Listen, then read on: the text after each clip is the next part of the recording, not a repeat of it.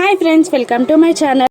వివేక్ పెళ్లి కొడుకులా రెడీ అవ్వడంతో లక్ష్మి అనుమానంగా వివేక్ని, ఇదేంటి వివేక్ నువ్వు పెళ్లి కొడుకులా రెడీ అయ్యావు అని అడుగుతుండగా, పూజ కథ వదిన అని అంటూ ఉంటాడు వివేక్. ఇక అరవింద లక్ష్మిని జాను ఎక్కడా అని అడుగుతుండగా, అదిగోండత్తయ్య గారు అని అంటూ పైకి చూపిస్తూ ఉంటుంది. జాను కూడా సంజన ఇచ్చిన శారీని కట్టుకొని పెళ్లి కూతుర్లా రెడీ అయి కిందికి దిగి వస్తూ ఉంటుంది.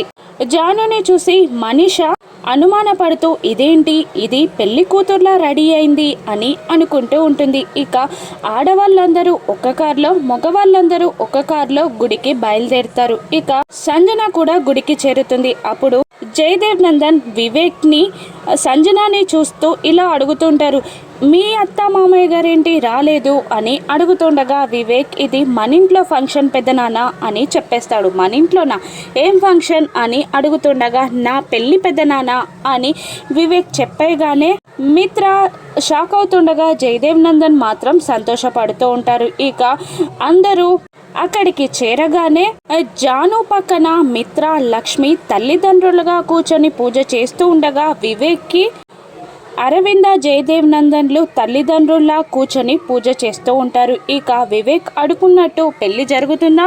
రాను నెక్స్ట్లో చూద్దాం. Thank you for watching.